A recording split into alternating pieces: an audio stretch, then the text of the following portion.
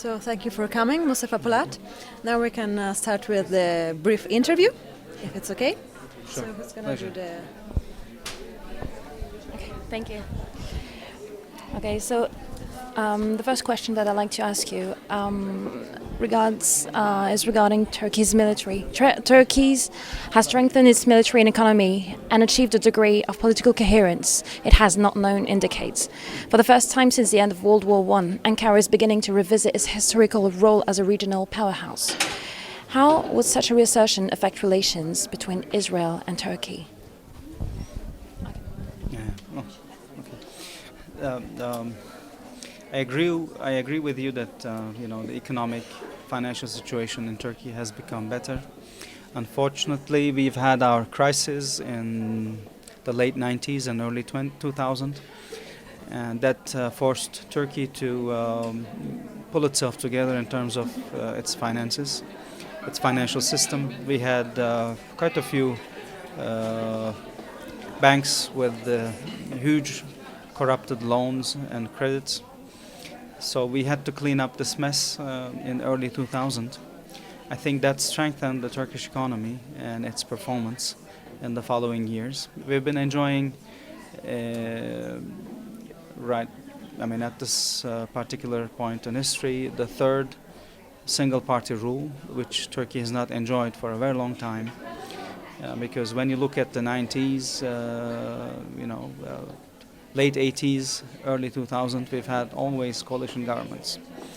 Right now, the present government is in power third time in a row, and of course, with such kind of political power, you can do a lot in a country like Turkey.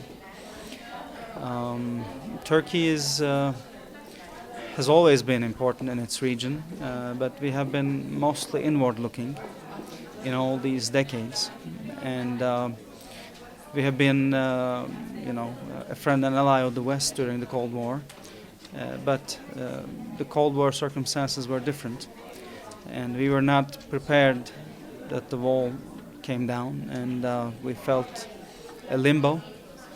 But after a short hesitation, Turkey found itself as an island of stability, to say the least, and which can provide security and stability in its whole region. For example, when you look at the Georgia crisis, which took place recently, it was a big, major problem. But with Turkey, I think the crisis settled easier, if I can say. Regarding Turkey's relations with the Middle East, there is a very strong interest to Turkey in the Middle East, I can say that. Turkish soap operas, Turkish movies, other massively consumed cultural products are very much high in demand in the Middle East. We don't know how long this would continue, but at least this is the fashion right now. And the situation in Turkey, the democracy that we have been enjoying since 1950s, over half a century, has become inspirational to the countries of the Middle East. We are happy to see that, but all these countries, they have to have their own experiences. We don't claim to be an example to anyone, because we started with small steps in the early 19th century. We established our first parliament in 19th century, so it's a long process, and it's a process that would obviously change from one country to the other. When we come to the relations between Turkey and Israel, Ottoman Empire, Turks and Jews are good friends all throughout our history. We have all these examples that we can only be proud of, like for example, when the Jews were escaping Inquisition from Spain, they were warmly welcomed by the Sultan in Istanbul, by the Ottoman Empire. They came in tens of thousands. Still, we have a sizable and strong community of Jews living in Turkey. Turkish-Israeli relations with the establishment of the Republic of Turkey has, had ups and downs. The picture was not always very rosy, if I may say. For example, when they declared their capital at Jerusalem, Turkey was one of the countries which did not recognize this. Our embassy is still in Tel Aviv. So we can't say that the relations were always excellent, but they had a strong footing, strong base. And Turkey tried very hard to mediate between Syria and Israel, and also in Palestine. We have invested enormous time and effort to clear the hurdles in front of a wider Middle East peace process. But unfortunately, due to certain political problems that you would know, these efforts could not bear fruit. And I think in this sense, Turkey cannot be blamed for what happened. And in the terms of the Mavi Marmara case, the ferry that was boarded by Israeli commandos, our demands are clear. They have been voiced at the highest level many times.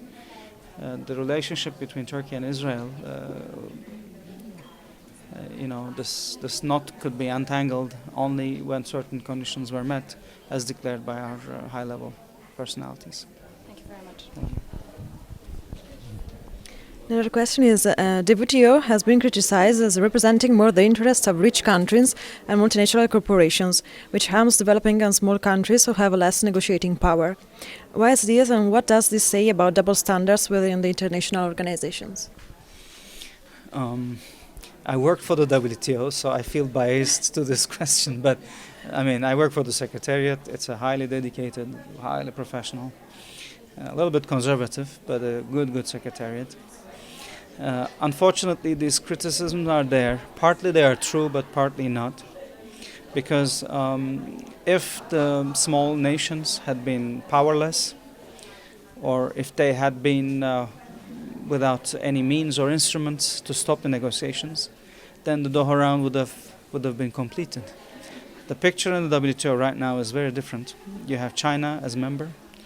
Yesterday they were going to vote Russia to welcome them in after 16, 18 years or so. So the WTO is not the WTO of the Uruguay round. It has changed a lot. Americans and the West in general, they're not holding the ropes anymore. It's India, it's China, it's African nations, it's the BRIC countries that can exercise enormous power. And when the Russians are in, the BRIC power will be felt more in the WTO. Of course, we can criticize this, particularly the negotiations on agriculture. They were stalled for the simple fact that some rich countries like to subsidize their very rich farmers at the expense of very poor African farmers. This is, one issue. The other issue is, of course, again on agriculture, there is a difference of approach. While the so-called New World, Americans at the top, Canadians, Aussies, in the sense you can add Brazilians and others who support that agricultural markets should be free and fair. But when these demands meet the Europeans, there is a very strong clash.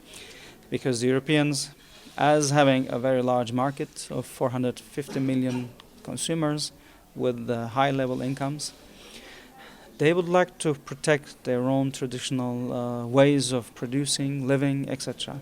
And the French, the Spanish, and the Italians, they have been in this view. Germans are a little bit different because it's not that they're not doing any farm, but they understand the value of, I think, some of the arguments that are posed by the pro-liberalization in agriculture group. Their situation is a little bit different. But WTO has changed a lot. But this change in itself did not bring successful realization of the negotiation rounds, because when you look at the world scene, in my view, the reason why we are having a huge economic crisis, commercial crisis at this point, is due to the simple fact that the WTO negotiations, Doha round, has stalled.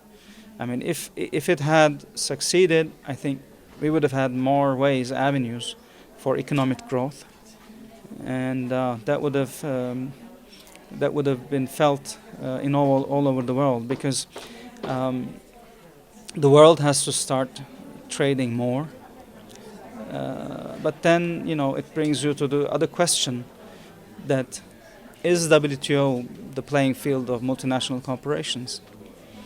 Multinational corporations, they can be Chinese, they are Brazilian, they are Indian, they are South African. So multinational companies in itself, in themselves, they've changed a lot. So this broad argumentation really, in my view, does not explain today's problematic, because things have changed so much. I mean, but the needs have not changed. The need is, obviously, you need to have more liberal and better integrated markets. And there has to be balances for smaller countries, for poor nations. But that could be achieved. But the real problem is the WTO lost leadership from the US, for the simple fact that the US cannot lead anymore, because there are other major nations. But we don't know as yet if this kind of a multilateral WTO scene is helpful to conclude rounds in a fast and responsible manner. No one can blame anyone in this process, because I worked as a trade negotiator for intellectual property services, other issues. If you leave it to the negotiator, they will try to cut your heart out. But there has to be a political vision at the higher level. I would like now to attract our attention to Turkey, and from financial issues to cultural issues. It's hard to deny that in Turkey there is a cleavage between secular and non-secular politics since very long time. And do you think that the application of cultural diplomacy is a good tool to cheer up the relationship between these two groups? Would cultural diplomacy, or is there any example of good cultural diplomacy to have a positive communication between two groups, and whether you can think of other tools to make it, a positive atmosphere? First of all, I don't believe that the divisions between the so-called secular camp and the religious camp is so deep. There are on both sides certain groups, certain individuals, in my personal view, of course, who have a stricter view of what goes on in terms of secularism or religiousness. But for example, in Berlin, in the same family, you would see girls wearing a headscarf and another girl, not wearing a headscarf, with full makeup, having a good life. This is absolutely normal in the Turkish society. I think we have politicized some symbols and some religious political issues too much, to the point that the fragmentation between extreme groups were really too much crystallized. But the way forward is, like you mentioned, cultural diplomacy. But in Turkey, we are highly adaptable people. I mean, who is a Turk? I mean, we have people from Sudan who immigrated after the First World War, when they were fighting for the Ottoman Empire in the Palestinian front, because they couldn't go back. They were settled near Izmir and Antalya. You had Uzbeks, Turkmens and Azeris who were going to the pilgrimage when the Dardanelles War was taking place, and instead of going to the pilgrimage, they went to the front. All these people, they settled, died, or something. So we are a highly mixed society. I mean, 45% of the Turkish population living in Turkey today originate outside Turkey, Caucasia, the Balkans, partly Middle East, and etc. So in this kind of a really genuinely built-in multiculturalism, I deliberately use these words, the need for very structured, structured kind of cultural diplomacy, maybe not needed so much. Of course, we needed to improve the understanding between certain groups, but it's not only the more religious people versus the less religious people, or in some cases, between the ethnic groups. In Turkey, we could see that partly the press is doing the job, usually in a good way, in my view, TVs, press, and of course education policies, and this spreading of universities all over Turkey, because youngsters after graduation, they take a centrally organized, administered university examination. You can be from Diyarbakir, you can win a university somewhere in the Black Sea. So you have to leave everything and go there for 4 years, 5 years, 6 years, depending on the kind of education you want to get. You can have a job afterwards. You can settle and marry someone from that neighborhood. So what does it make you? I mean, you can be a Kurdish, but you would marry a girl, for example, from Trabzon region, a different kind in Turkey. So that mixing is already there. So in my view, because in West, usually everything is, especially in Germany, in classified